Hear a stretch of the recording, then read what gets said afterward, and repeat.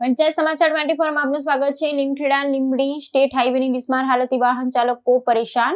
સ્થાનિક યુવાનોએ તંત્ર સમક્ષ નોંધાવ્યો વિરોધ। દાહોદ જિલ્લાના મહત્વપૂર્ણ એવા લીમખેડા લીંબડી સ્ટેટ હાઈવેની અત્યંત બિસ્માર અને જર્જરિત હાલત મુદ્દે સ્થાનિક જાગૃત યુવાનોએ વહીવટી તંત્ર સમક્ષ ઉગ્ર રજૂઆત કરી છે। સિંગવડ અને લીમખેડા તાલુકાના વિવિધ ગામોમાંથી આવતા યુવાનો, જેમાં મેલડી સરકાર ગ્રુપના નિરંજનભાઈ પરમાર, આનંદભાઈ પરમાર તેમજ બાંડીબાર અને અંતેલા ગામના અન્ય યુવાનો સામેલ છે।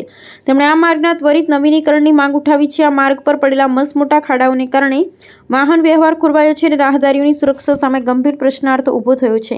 આ રજૂઆતમાં યુવાનોએ વિસ્તૃત વિગતો આપતા જણાવ્યું હતું કે સિંગવડ તાલુકાના મુનાવાણી અને સિંગાપુરથી શરૂ કરી લીમખેડા તાલુકાના ફૂલપરી, વડિયા, દુધિયા, દેવગઢ-બારિયા સહિતના અનેક ગામોને સાંકળતો અને પંચમહાલ બોર્ડર સુધી લંબાતો સમગ્ર પટ્ટો અત્યંત ખરાબ સ્થિતિમાં મુકાઈ ગયો છે। દૈનિક હજારો વાહન ચાલકો આ માર્ગનો ઉપયોગ કરે છે, પરંતુ રસ્તાના ધોવાણ અને મોટા ખાડાઓને કારણે વાહનોને ભારે નુકસાન પહોંચી રહ્યું છે।